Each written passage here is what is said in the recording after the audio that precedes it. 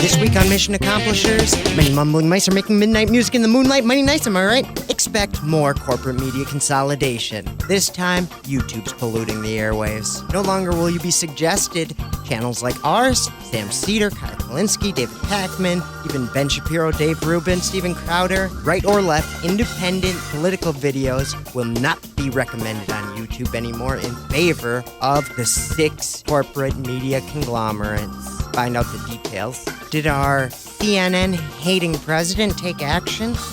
He held a social media summit, but that wasn't the concern.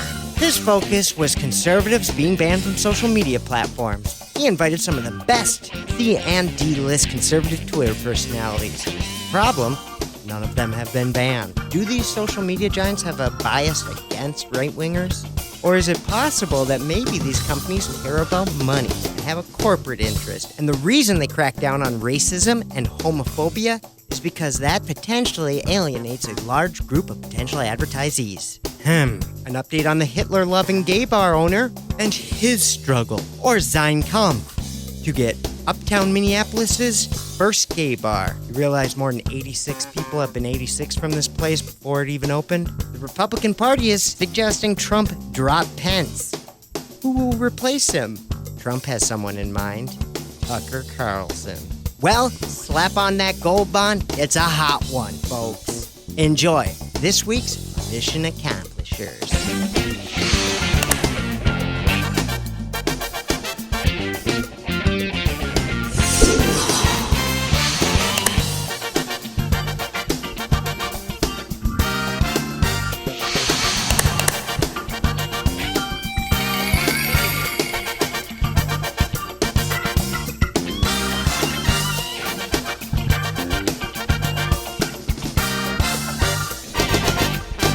AM950, the progressive voice of Minnesota. Welcome all to Mission Accomplishers. Mission Accomplishers, hosted by Hunter Hawes and Erik Nelson. Saturdays, 7 p.m., AM950, in the Minneapolis Twin Cities, and podcasted around the world. Many mumbling mice make mighty music in moonlight, mighty mice. And those See them all warmed up. Muddy mice are warmed up because it's a scorcher. Folks, it's a hot one out there.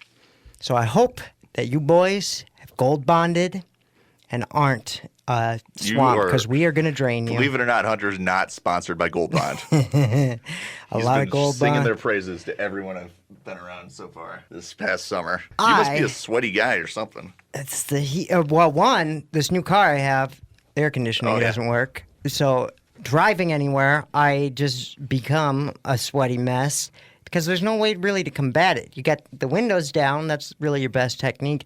But the air conditioner in it blows hot air out of one side, cold out of the other. So I kind of use that. But then you get stuck with hot air. Or if you stop the car, hot blowing on you. So, yes, I've been quite sweaty lately.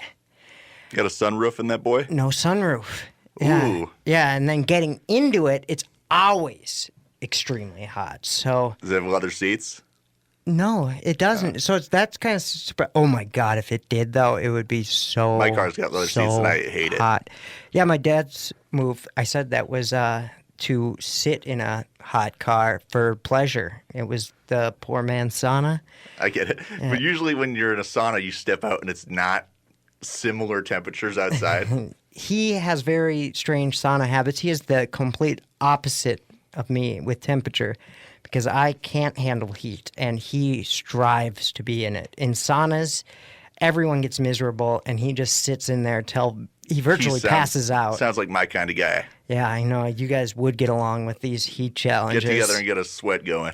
Yes, so it's been hot, folks, and it's going to remain. We are in the midst of the heat wave. On the sidebar of the sauna, have you ever seen the Finnish sauna world championship? This is a contest of sauna sitters? Yeah, so if you're not familiar, in Finland, they use saunas more prevalently than like showers. Wow. That must smell great.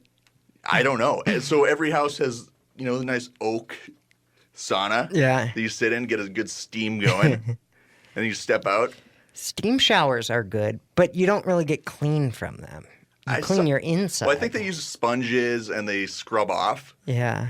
And I was thinking about it. It might actually be better because it kind of pushes your pores out, right? Yeah. You kind of clean your pores out. You can scrub it all out. Yeah, I guess if there's a way to soap up in there, that could potentially work. Well, usually saunas have a faucet for a Yeah. little bucket of water and the hot stones. But anyways, on the topic of the sauna championships, so since everyone's taking saunas all the time in Finland for some reason, they get accustomed to these hot temperatures. Mm-hmm. And as is apropos of anything within people, they start making it a competition. And it's who can stay in a hotter sauna longer. And it's literally like watching people sit in a stove. The temperatures are like 265 degrees. Do people watch this? Yes. I don't know if it's super popular, but you can find it online. It was on ESPN3 or something. Oh, my God. But they had to stop it one year because 2 people died.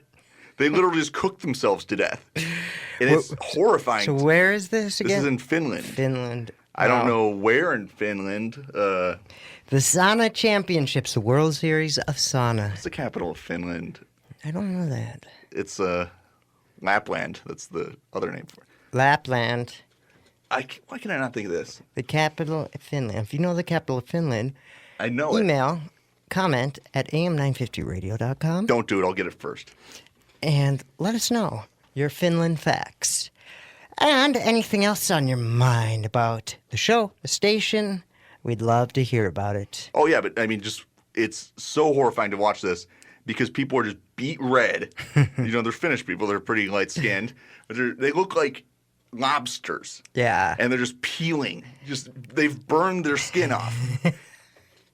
I guess I can see why, but I would want to watch a very abbreviated version, not the live championship. Watch a little clip of it, like, oh my God, look at what these people are doing to themselves.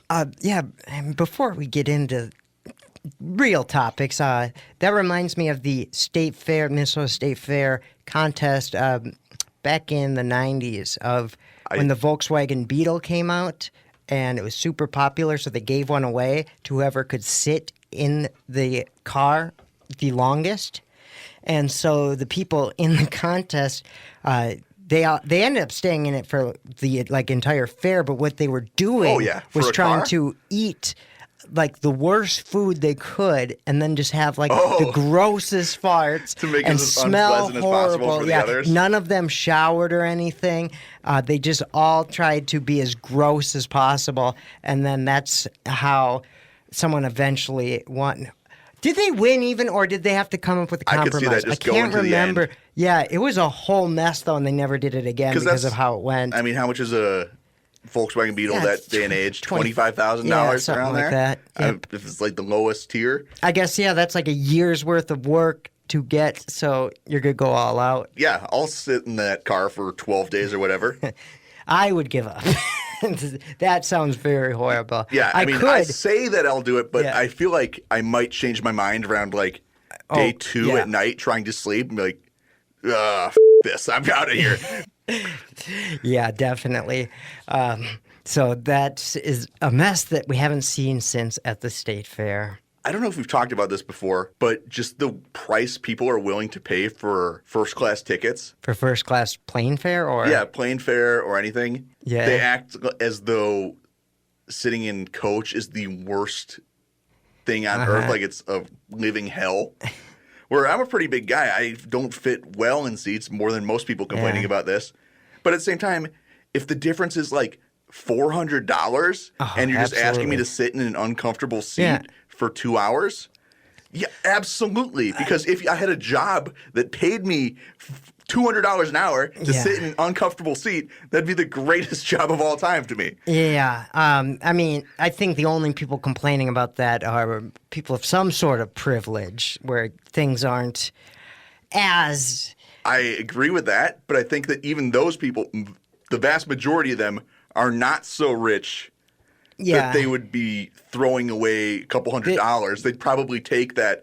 Will you sit in this uncomfortable chair if it's that much money? That has to have some sort of entitled background because you don't get that. When you deal with struggle through life, sitting through a plane ride is just the least of your worries. That's true. Although there are some very annoying, like sometimes your company on the planes are pretty unbelievably, like, I remember I sat next to someone when I was in like 4th grade. I was flying by myself. First time I've ever taken a plane ride. Yeah. Sitting between 2 guys who are both enormous. I mean, I was a little kid at the time, but I'm guessing they were both 300 pounds. And they both took off their shoes. They didn't seem to know each other, but they both decided, oh, this is a good time to take off my shoes. And I just remember just smelling that the whole way. Yeah, and I guess I don't even mean privilege necessarily, but an entitled mindset. Like Because you could sheltered. be poor. Yeah, you could be poor and still have that mindset. Oh, yeah. I think it's more people just who have not thought about it all the way through. Like, am I going to pay $1,000 more so I can take this first class flight across the ocean? Yes. So, yeah, that is always annoying to deal with people like that. I do understand it when you're flying for a business reason, because then you don't want to be flying anyways. Mm-hmm. So I would definitely demand that I fly at least business. Yeah. I mean, it's something I if don't you want to go to. First class is just never a thought in my head. Like, why would I ever get it? If I could get it, like you're saying, someone's paying for it, why not? But never would I ever consider it an option. It just doesn't go through my head. I mean, business class is called business class for a reason, right? Business. Because people don't want to fly for work in super uncomfortable situations. Yeah, and if you have to be, like, ready right afterwards, maybe. But no, I still never would. I would. If you're traveling for leisure, why are you scheduling that packed in that you're like, oh, I got to be ready right out of JFK? That's the thing. Remember Bernie? There was all those pictures in 2016 where he was flying coach. Oh yeah, that's amazing. Well, that's before he had like a lot of money going into his campaign too. So I saw something though. It. What was it? Something like a week or two ago of taking a bus or something. Yeah, and it wasn't even like a stunt. It was someone else filming it. I bet he's a guy like me, practical. Yeah, he just thinks about it in terms of like. It's got to be the practical old man. That's I'm not just going to who spend $100 to be a little more comfortable for 15 That's how minutes.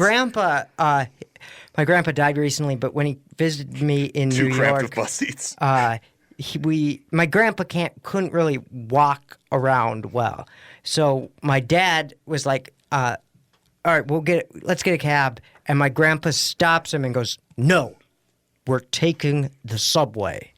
And my grandpa just struggling to walk anywhere. Did he like to take the subway? No, he just would not spend an extra whatever. $15, whatever it was going to be. Even though it was not him paying for it, he refused to just take that idea up because he saw it as ridiculous in his head and would never do something like that. The only time that attitude annoys me is when those old people are out and they're setting like strict lines on how much you are allowed to tip that waiter. Oh, sure, yeah.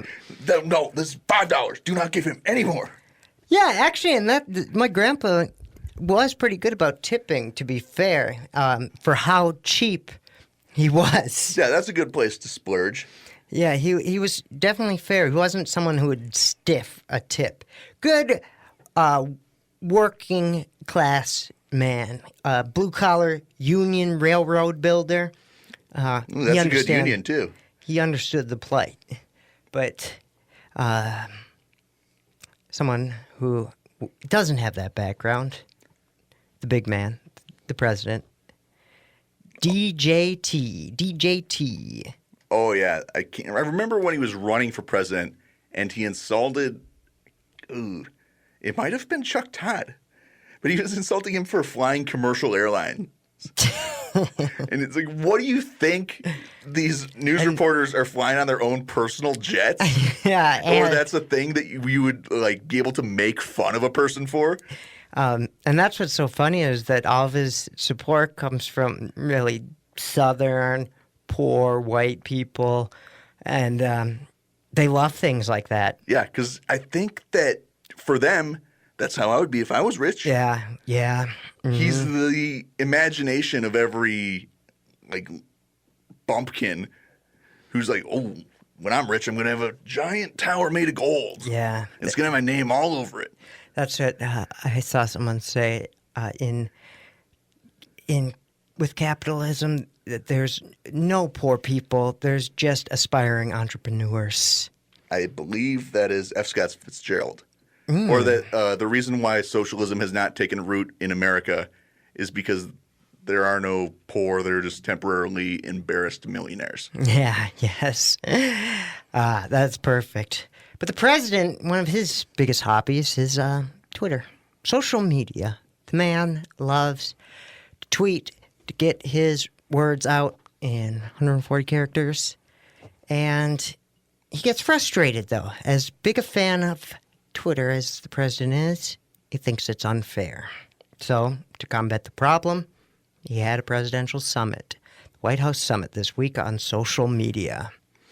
And the focus kind of the summit was that of conservatives being banned from social media platforms. So he invited a bunch of personalities, of influencers, and ironically, none of them had been banned from any of the platforms they use. I can't believe they couldn't get Diamond and Silk.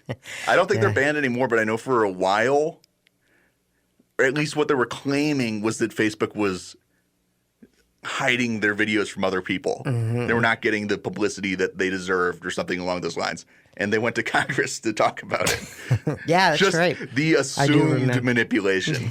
Because I have a feeling that we should be much more popular. And Diamond and Silk, I got to hand it to them. They got a good act. Yeah, it's not very funny, but they're on point. They certainly are. They got the personality, but they're really you put a camera on any two black ladies and they're going to be fun. So the Diamond and Silk, the only thing that differentiates them is the fact that they are Trump-loving conservatives. So the shtick works. But the summit... it has to be like the right kind of black two ladies. Because I know plenty of black women who would not be nearly as entertaining. I just have met several of that personality. That is a... Oh, yeah. They're it's an archetype. They're a spunky group. If anyone could do it, they would be. But the summit, really... The most notable people weren't invited because the White House staff knew the trouble of bringing them. And it was a complete headache for people involved in just White House planning, White House organization, his staff members, because they didn't want the most prominent personalities because they knew how big a disaster that would be to invite them. Now, when you say it'll be a disaster, do you mean in terms of being associated with these people, the trouble that will occur. Because they would cause drama interpersonally between themselves, or because they have a controversial message? Controversial message, that their reputation and being associated and bringing them to the White House is... There are people This isn't like a FaZe Banks situation. In the White House that have a mind of how people perceive things and how the media is going to handle. So they try and reel Trump in from making bad decisions. Most of the people outside of Trump's inner circle are those, lifetime politicians who have existed in the Washington, D.C. Beltway forever. So they look at this and go, no. Yeah, that's exactly what happened. But I mean, this thing about conservatives being banned from platform. I hear this cry a lot. It's the persecution complex. Mm-hmm. They're always under siege. And it's what do they think that companies have this liberal bias? Like companies like this, they do have a bias, but it's a corporate bias. It's yes. Who's going to alienate advertisers by saying some blatantly racist, homophobic, and that's whatever the only reason that these people get banned is being associated with that, and it's always what they cry about it and the free speech, but it's like the root of all this is you were saying homophobic things, you were saying racist things. and the company doesn't want to be associated with that. It's not as though they're opposed to a flat tax. That's not why you're being absolutely being banned from these platforms. It's not because you have, conservative views on whatever, the federal land for grazing issues. Yeah, it's not coming from your because you're alienating a part of their consumer base.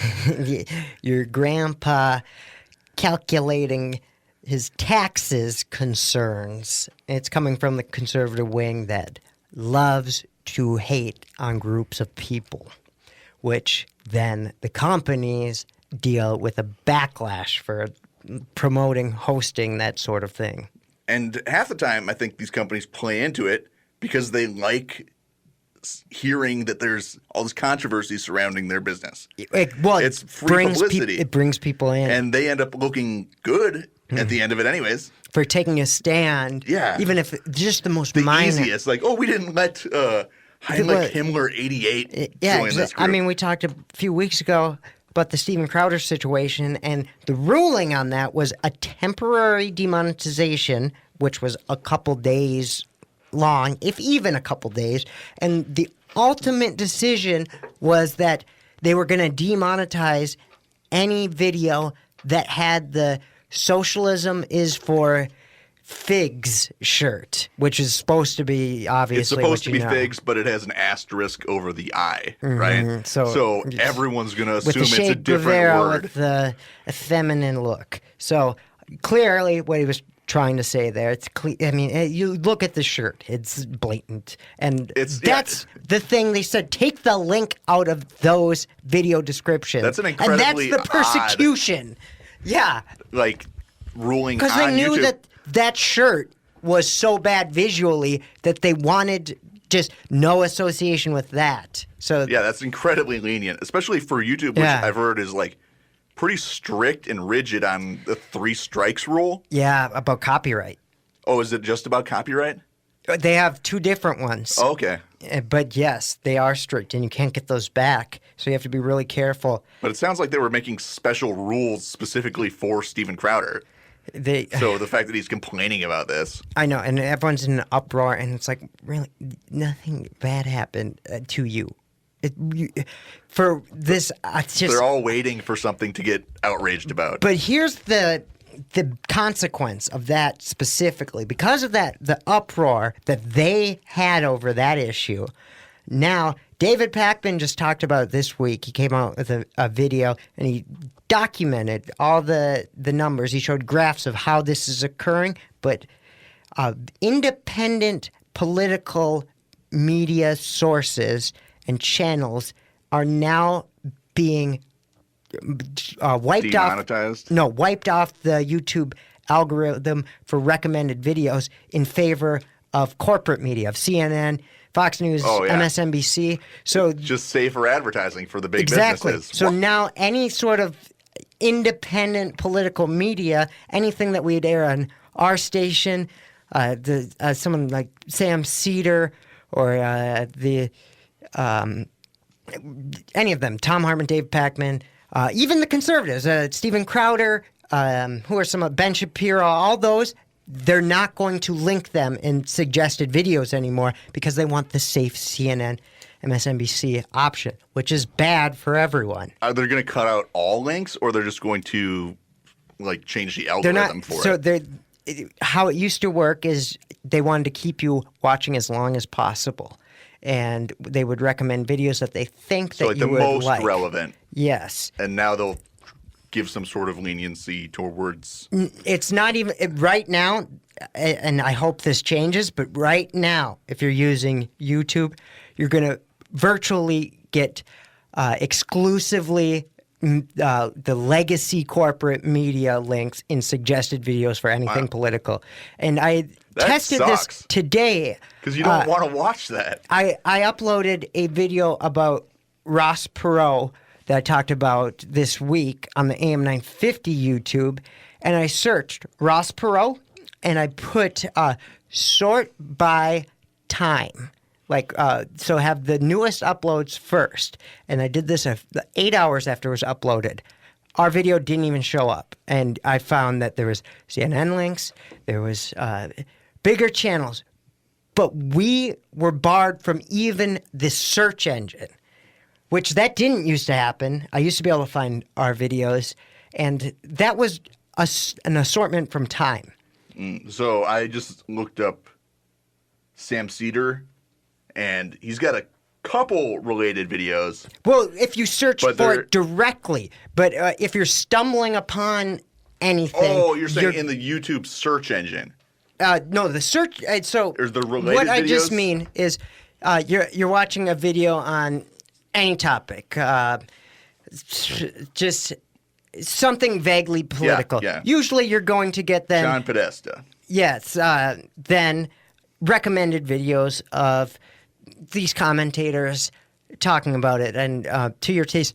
And also, I mean, historically, this algorithm of suggested videos has been incredibly right-wing with how it works. So the fact that they complain about this to begin with doesn't matter. But you would get kind of the independent voices that are prominent on YouTube. And now you're going to get, like, almost exclusively corporate media takes. They might fit in a couple of videos like that, but a lot less than ever before. And another interesting thing was since... And the way it works is a lot of these companies are already pretty tight on advertisers, because advertisers would like to steer away from controversial topics like politics anyways. Mm-hmm. If you're advertising, you don't have to advertise over an issue that's going to be polarizing. Yeah. Oh, I know. So the fact that they would want to then even make it more narrow? But the way that YouTube and Facebook and really all these big social media companies cater to large Oh, yeah, that's companies exactly what I mean. already is frustrating because, for instance, Facebook recently has invested more into their videos and to their just to having a video platform on Facebook. You know who seems to be able to circumvent this for whatever reason? And probably because it's not publicized as a political show? Joe Rogan. Okay, I'll talk about that. I was about to clip is talk like about a Joe that, Rogan but clip. let me just finish what I was saying. So Facebook, they've invested more time into their video trying to build it as a platform. And Facebook has the ability to make monetization available to really anyone that posts videos. There's no reason you couldn't. But the bar that they're setting is that you have to have 100,000 likes to a Facebook page to qualify. And then there's a bunch of other requirements too to only let the already huge players receive money. Whereas if you're putting up content and getting people to watch and use these platforms, why can't they give back a little to anyone? I mean, Facebook is super skittish about politics right now. Yeah, but I'm just saying anyone that creates content, we have the ability that people could get paid for it if they're going to be watching ads anyways, because they're going to put ads no matter what you're watching, but you're not going to receive any money. We have the ability I think Facebook specifically right now is doing everything they can to avoid another Cambridge Analytica issue, another like Russia interference thing, because even shows from our station that sometimes boost their live shows on Facebook, they literally can't do it. Like, Facebook doesn't allow it as an option if any of the suggested words in the title of the show is vaguely political. It just frustrates me that they aren't giving people the option to pursue creating content as any sort of living because they make the bar so high, and they're all just raising the bar higher and higher to give the monetization option out for anyone, which is gives the advantage again to the people who are already established, and it makes them gatekeepers again. Got to go to Twitch. It's the lowest bar for monetization. Yeah, but it's just a trend that all these companies just start going towards. Well, yeah, I mean, it makes smart business sense. Yeah, and if you're just looking at it from like a, what will make us more money aspect, and most of these companies are not ideologically invested in small creators. I know. You do have the ability to transform the world, but you're just bringing it back to the status quo. But Joe Rogan, you brought up, and with YouTube, again, David Pakman, this is very interesting, though. So he recently was on Joe Rogan's program, and there was a couple instances of people who had never viewed Joe Rogan. They were subscribers of David Pakman, followed him for a long time, and they watched the video with Joe Rogan. And ever since they did that, every single suggested video they get is for Joe Rogan.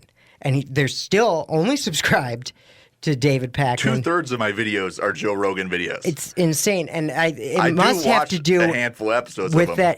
that. He's one of the Jamie, more dude.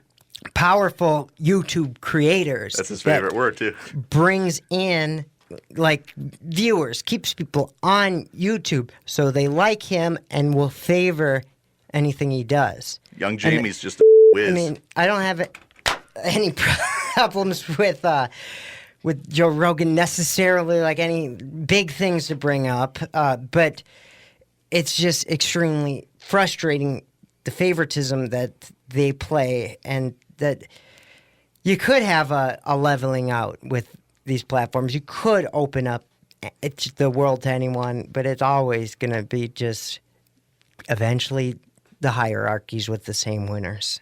I don't know. I just want to get on the topic of the Jamie, the producer for the Joe Rogan show. Yeah. He's incredible. I don't understand. He's your producing role model. Basically, I mean, I could never be him. I screw up when there's one camera with one angle. He's switching this camera angle constantly.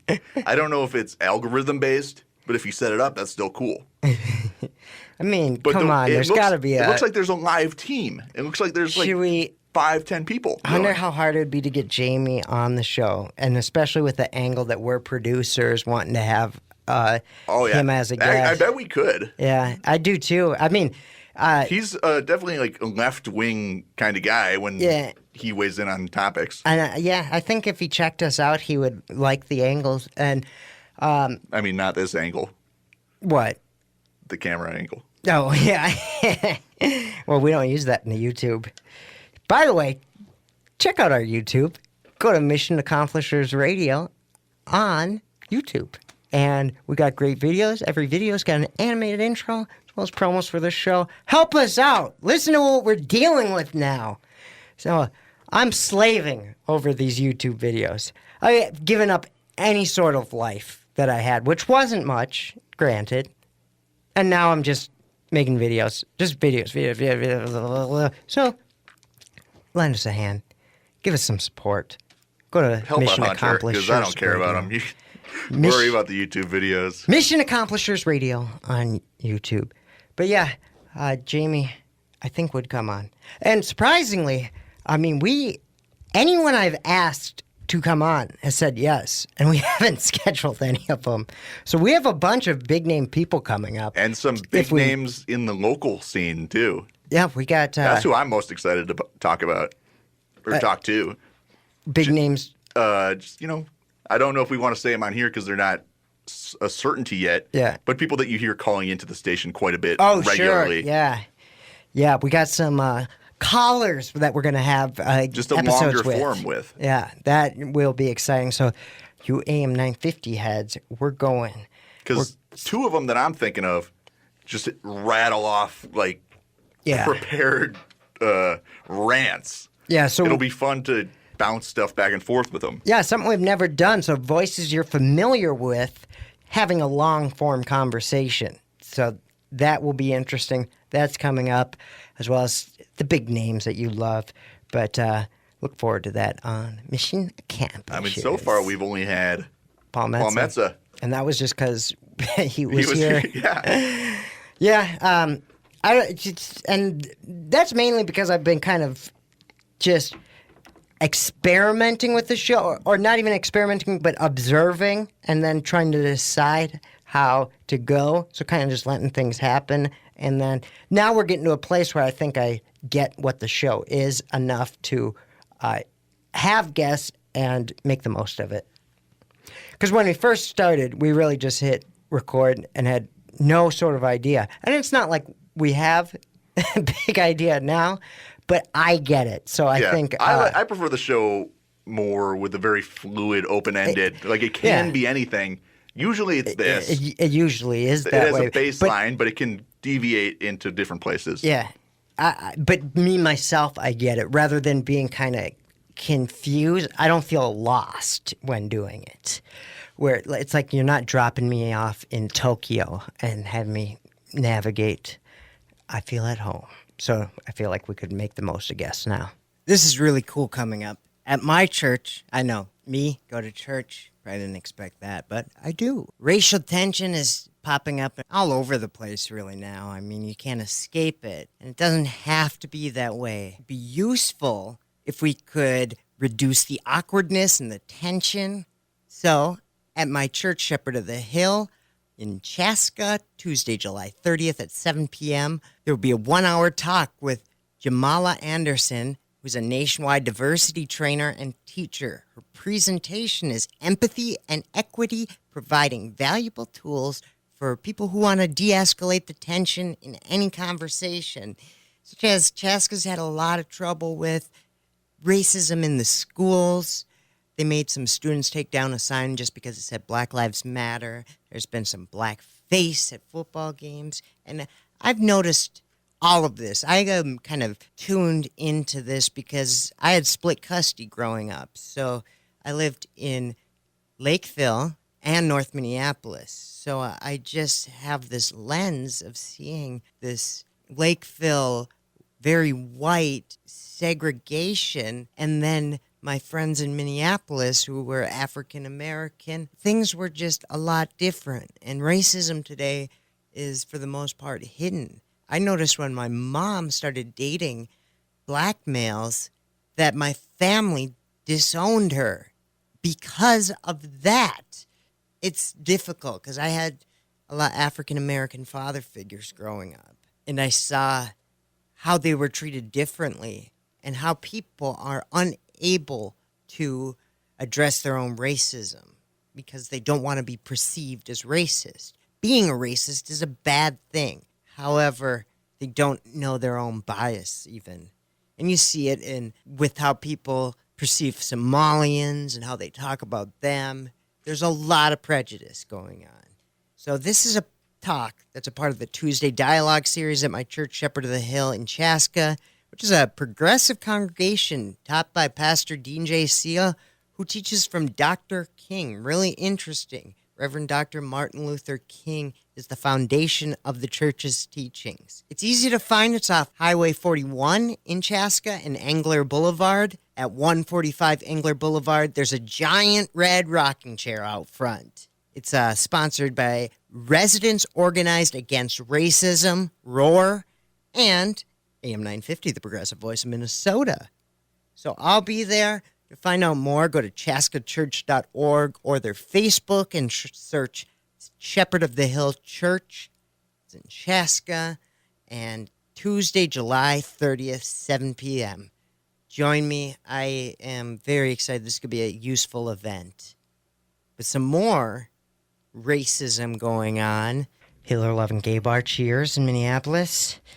Although not Hitler-loving, Erik pointed out that he was critical of Hitler for not hating the Jews enough and not killing enough. Probably not a fan of Hitler. Like, oh, this guy was half-measure stuff. But nevertheless, the anti-Semitic gay bar owner of Cheers. My favorite part, though, is about just the things he said. Actually, this is a criticism of Israel. It's not anti-Semitic. And it's like, then what were you talking about Hitler killing all the Jews for? Yeah, nice try. But obviously... I've seen people use that strategy before. Quick recap, Cheers in Uptown. It's going to open as a gay bar in the neighborhood, and the Old owner... Rudolph's location. Yes, on Franklin and Hennepin, and the owner of the bar, King Delight, had made several anti-Semitic comments, about Israelis, Jewish people, and people did not like that. So they drew attention to it, and the owner doubled down and kept... he created a ban list, an 86 list of people, of much more than 86 people. Everyone who was criticizing him on Facebook got banned before the place even opened. Where does the term 86th come from? Oh, I used to know that, and I don't. Can we have you from a couple years ago on the show? Hunter, call in, or 2015 Hunter, give a call, 952-946-6205. You're leaving a message to past Hunter in the future? Huh? Interesting. The bar, a lot of protests about it. People were not happy. But there's more news on the situation. The building owner of the old Rudolph's location slapped Cheers with an eviction notice. And then, to be clear, why? Yes, right? yes. Not even because of the things he was saying, although that probably had a part in it. It was that he was late with $22,000 of rent? Yes, he was short on rent and of over $20,000, and so they gave him an eviction notice. It was disconnected to the controversy.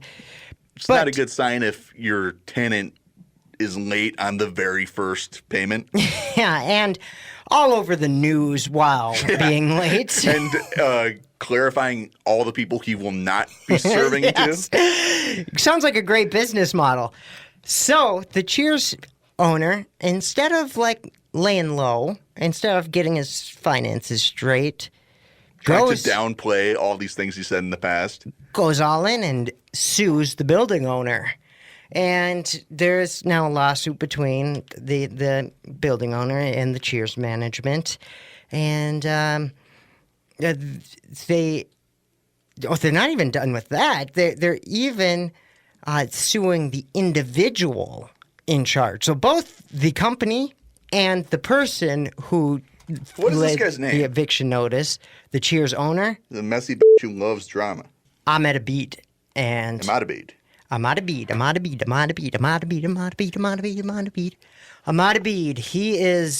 He's got several lawsuits because of the eviction notice.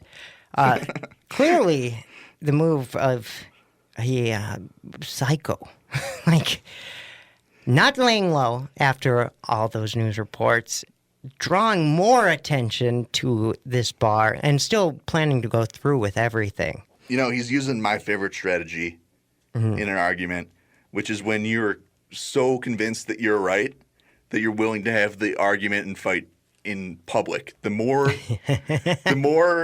eyes you have on it, the better, because of course everyone's going to see you're right. Yes, so you'll have support from them, and they'll all see that this other person is being irrational. It's exactly what Donald Trump does too, and it's just. And it's like, oh, yeah. Spectacle. This whole thing's a spectacle. Yeah, girlfriend, you're embarrassed because everyone's going to see that you're wrong. Yes. So, who knows what's going to happen with this? I think. Oh, damn. This guy is cool because I just looked up his Twitter, and he's got a turtleneck, a zip-up turtleneck over his nose like a ninja. Ooh. Wow. At least I'm assuming that's who this is. So I'm reading this from the city pages, and they tried to get in touch with Abid, and he's told the city pages never to contact him again. Probably with the threat of lawsuit as well. So my God, what is going on? We got to go to this place. I'm more impressed that he got enough money to even tell this lie to himself that he could open this bar. Yeah. And it's crazy that it's a gay bar, too. I know. He's not gay. Oh, he's not? No. But although he sees it as good business. It is good business because I've noticed, too, there's no gay bars in it's perfect. Uptown, really. Yeah. Just not being executed right. Yeah, the joke. Why are there no gay bars in Uptown? Why? Because it's redundant. Oh, hell yeah. That's a good one. Yes. Yeah, actually, side note, the gay bar business is a thriving business because businessmen didn't want to get involved with that. So it was a market left untapped, kind of like how the Jewish stereotype of owning the media came about, was because the media was so looked down upon, like movies in the early days in the vaudeville time. Also, it was scruff and like something very was taboo, pornography. Yes, and that's why there's always those conspiracies that they're trying to manipulate the first world with their Jewish pornography. Yeah, well, that was what was profitable in films at the time in the seedy neighborhoods, and we're talking early, like 1900, 1910, 1920s. Nickelodeons. The first exploration of this. So no one wanted to be associated with that. So the Jews who had already degraded in society were the people who picked it up and then grew with it. That's how that largely came to be. But similar gay bars were not something people wanted to invest in. And the Gay 90s actually is owned by just a straight guy who's owned it forever and just became a multimillionaire from it. You know that the Gay 90s comes from the Gay 1890s? Yeah. The name. I found that out recently, which is pretty incredible to me. Yeah, I knew that because So it wasn't even originally a gay bar. My grandma had a candy floss machine, and it was Gay 90s style, and she wanted to just put that everywhere. And we're like, I don't think people will get it. In terms of... Because to her, that's what it meant, and that's how it just rolled off the tongue. Who's this old woman who's really into my grandma also says, scene? Catch a tiger by the toe the wrong way. I was going to say, and has no idea, and my grandma's the least racist person, but of decorative pieces your grandma can put up, that's not the worst. She doesn't understand things. She tries to listen to the show, but she doesn't have hearing. She literally can't hear a thing. So, hi, Grandma, I know you're not hearing this, but you're listening. Thinking about, and we might want to edit this out because I don't know if this is problematic, but there's probably a lot of minstrel show performers who were not racist at all, love black people, probably a lot less racist than a lot of modern performers. But because of the context that we watch it in now, it's considered super racist. No, that's and it is racist, but their mentality at the time probably wasn't. No, absolutely. Like Al Jolson, do you think he's actually like a racist guy? No, that probably is true. That I've never really heard that take, but they're going to be the people that are closest to African Americans at that time. Because African Americans also watched minstrel shows. Well, they also wore blackface in it. So did they? Yes. Oh, wow.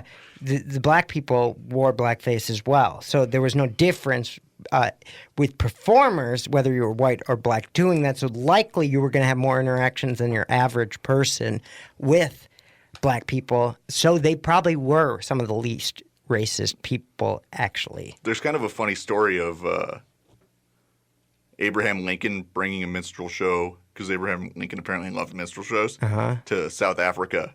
And they just didn't get it. Like, this stuff's great. You guys don't love this? But the Cheers situation, the other thing that bothers me, so City Pages writes it, the comment section in City Pages. The first comment, that's not in the uptown neighborhood. And then there's several other comments that follow that go, can you please stop calling this location uptown? It is very offensive to those of us who purposely don't live in the little town. You've got an easy life if that's offending you. The Wedge and Loring Hill neighborhoods. Get a damn map. Agreed, you're giving your wrong impression to the readers who don't know this area. This is the people who do. It's the City Pages that seems slightly out of touch.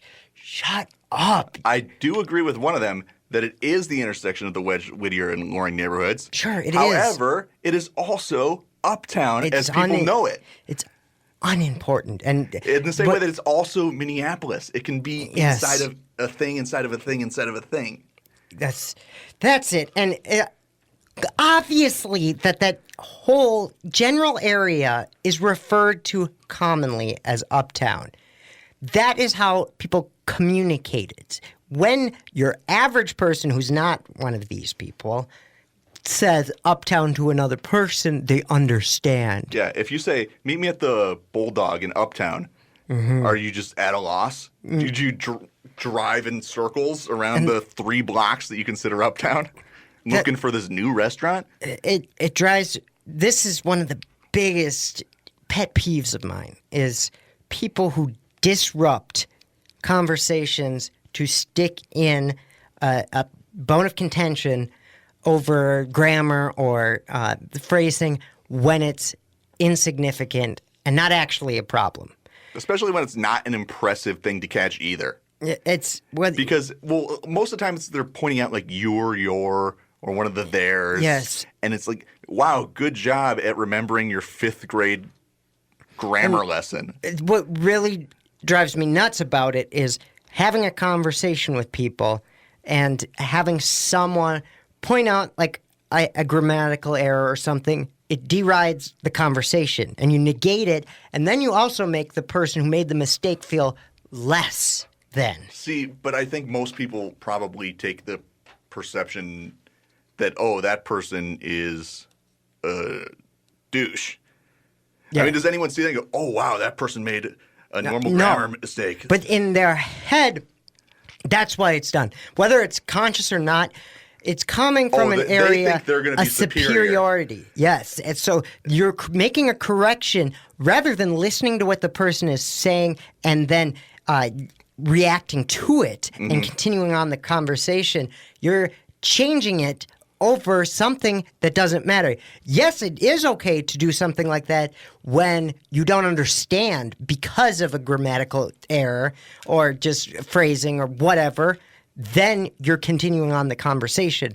But when you're doing it to point out that someone is wrong, then it's done from a place they have of nothing better to superiority. contribute. But it's like admission of loss because they're admitting they have nothing to contribute to the conversation. I'm all for being contrarian, all for arguing and starting stupid fights over petty details. But at least have it relevant to the topic that you're talking about. Yeah. Not because someone's using their phone and it auto-corrected to the wrong conjugation of a verb. It drives me nuts, and I know people that do it constantly, and it's like, why? Oh, yeah, you mentioned too. Yeah. But the thing is that, to me, some people are like, they're not articulate. They don't have good grammar, but they have good ideas. They're interesting. So when I listen, I want to hear what they're saying. When you throw in something like that, you then make that person insecure, and then they can't be expressive or just contribute in any way. So I just hate the intentions behind it.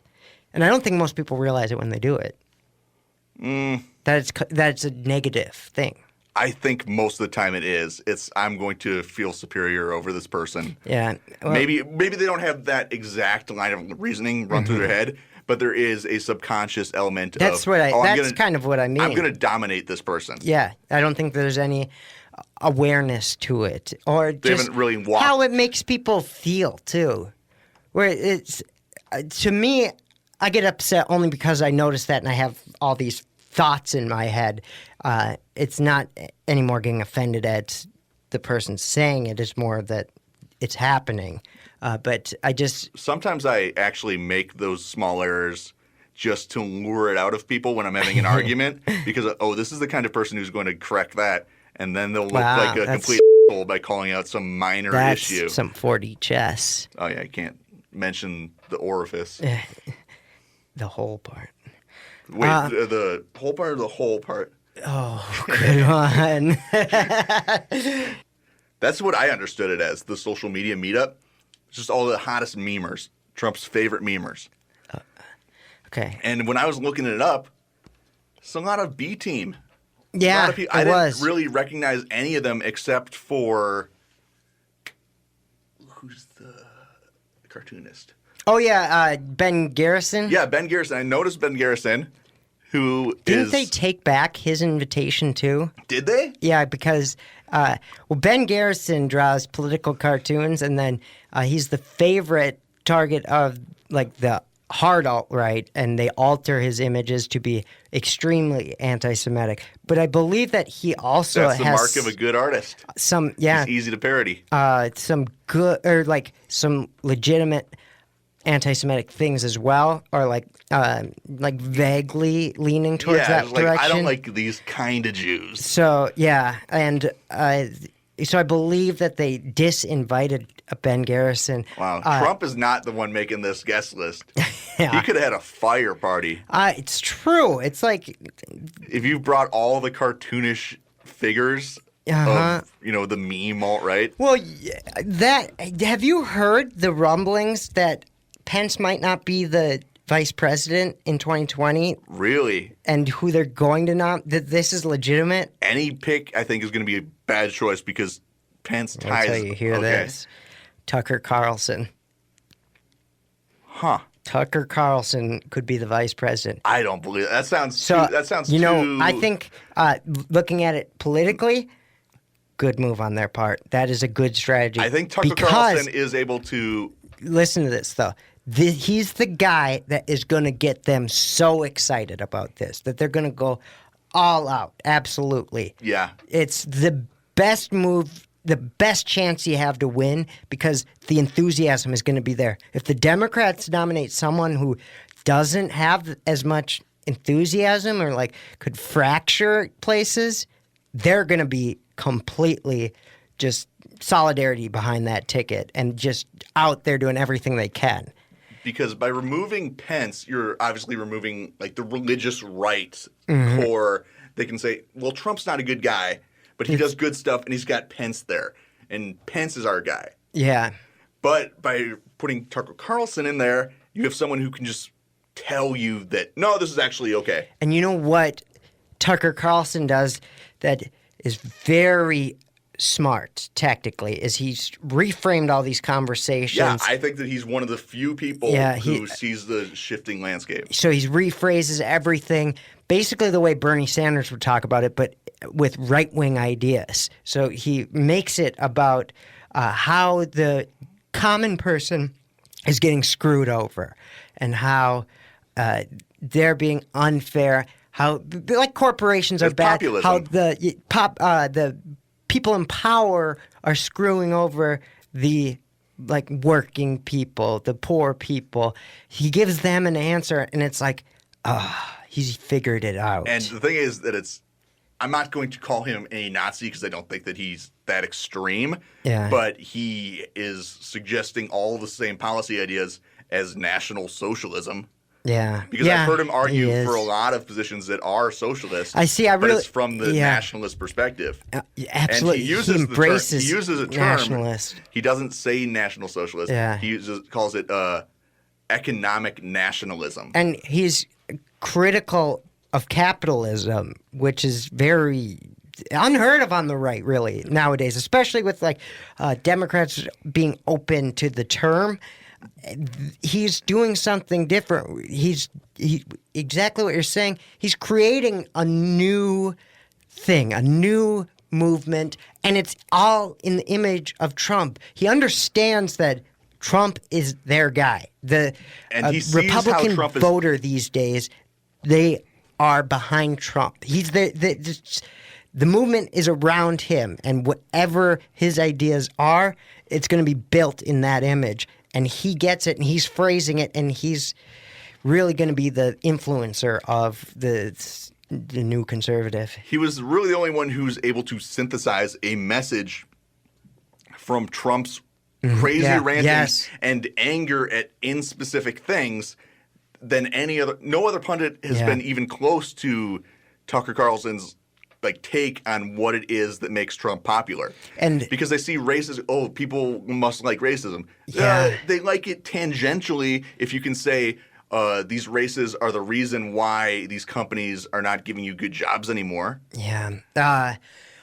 Absolutely. So think of the power of that too, of being able to put like you said, Trump's ramblings, and on the campaign trail having someone who can make it make sense. That's my worst nightmare, is a populist right-wing figure who's not a bumbling moron. Yeah. Who's someone who's charismatic and can actually explain things and give some sort of catharsis to people's well-earned anger. And just it's scary. Describe it coming from the wrong source. Because, and this is coming from Trump himself who wants to do it. So, because it came out that there was talks and that potentially the Republican Party was saying that he should get a different running mate. Oh, yeah. And Well, Pence is so boring, dude. Yeah. Well, he doesn't really bring that much. So it's just like horrifying things he does in the background. Yeah. He manages to not, like, do public things like flubs and that. Because he doesn't talk. Yeah, but that's what I mean. So I couldn't tell you what his voice sounds like. But that's good to not have to have Trump be dealing with something, like having to defend someone, because he doesn't really defend well.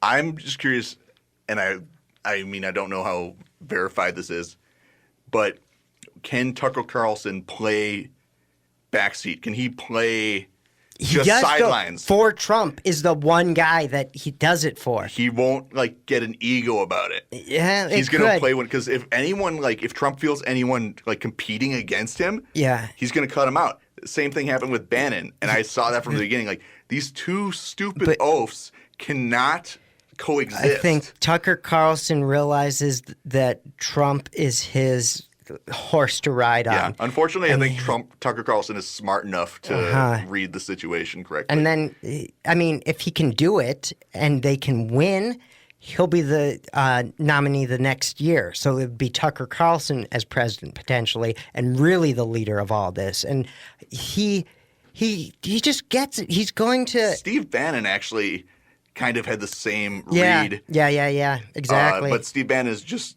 too grotesque a human being to be a good figurehead. Yeah, exactly. So, yeah, the threat of that. People need to realize what that means and, like, plan accordingly. If that happens, the Trump 2020 campaign is much more dangerous than we think. That's why I'm frustrated when people use just very broad messages and they immediately jump to identity politics or issues like that, because all of those tools that are so handy and nice and easy to use for you to dismiss people can just be turned right back against you. Yeah, and Trump is the master of that. Yeah. Remember, fake news was talking about how Trump lies for like a day and a half, and he immediately just weaponized it against the left. I know, it's become his, and that was where it came from, was he was able to successfully turn that around, and he can do that on a lot of things. And his supporters are brain-dead zombies for the most part, at least the ones who you see going to his rallies. And they love nothing more than a little slogan they can just repeat over and over. And with Tucker Carlson, it's amazing how he picked up on the climate and he took that Bill O'Reilly time slot and then made it bigger. Like, that was the most successful news program. At the time. Well, did he surpass Glenn Beck? Because I remember there was a moment when Glenn Beck was just the biggest thing on earth. Yeah. Well, yeah, Glenn Beck was kind of the Howard Stern of right-wing media, the king of all media. He was doing a lot of things really well for them. And, I mean, his big downfall was being the never Trump guy. And being he was all in on Cruz. He didn't get the conservative climate as well as he thought. That's an interesting thing we can talk about. Yeah. So much of the right-wing media played against Trump because no one thought he was going to win. Because he absolutely, I've said this a million times, would diagnose problems, working class people. And he did it really well. That connected and resonated with them deep inside. Most of the people only heard one candidate talking about jobs. And was angry and told people that these previous leaders, the Republicans too, were awful. Yes, and that's what people want. They don't want someone to be defending the party. They want someone just renegade on everything. That's why both Trump and Bernie Sanders are so popular to a large group of people. Yeah, because if you're talking to someone who has one car but it's broken down and they have to walk to work 4 miles every day, Tell them that they're living an awful life, and tell them who's at fault. So, yeah, I think we should spend some more time on Tucker Carlson in the future. I want to actually read his book because I heard it's more of a manifesto, actually. It just came out a few months ago, and now I'm really interested to read it. And I got to know the language that's going on around there because I don't think we do that enough. I don't think we're in it enough on just the left in general. Like, we don't get enough where they're coming from. Yeah, I do think that there's some practical... Like, I watch Fox News partially because I find it funny and partially because I am curious what the other side is saying. Yeah, and another thing, this is, again, something I want to dive into deeper. Although I have a hard time believing Trump's first pick, if he can pick anyone at Fox News, is not the Deuce, man. He loves Steve Ducey. Yeah. Yeah. But before we go to the thing I want to dive into is the immigration and the left and how we're framing all this. Like the debates, how they came up, really so much of the debates was talking about giving illegal immigrants health care and things like that. And it's like, yes, I agree with those things. But on messaging, the rest of the country hears that and doesn't like it. So there is some truth to people like labor union people and them losing jobs legitimately to immigrants who come and are able to do things at a cheaper rate because their country This will be a good episode when we talk about this because I completely disagree with you at this point. I'm not saying a point. I'm just I think that is an invalid argument, and I can explain why. This is why we can't do it right here because I don't have a point I'm defending. I'm saying we have to consider how this comes across and just the people's concerns of losing their jobs is valid.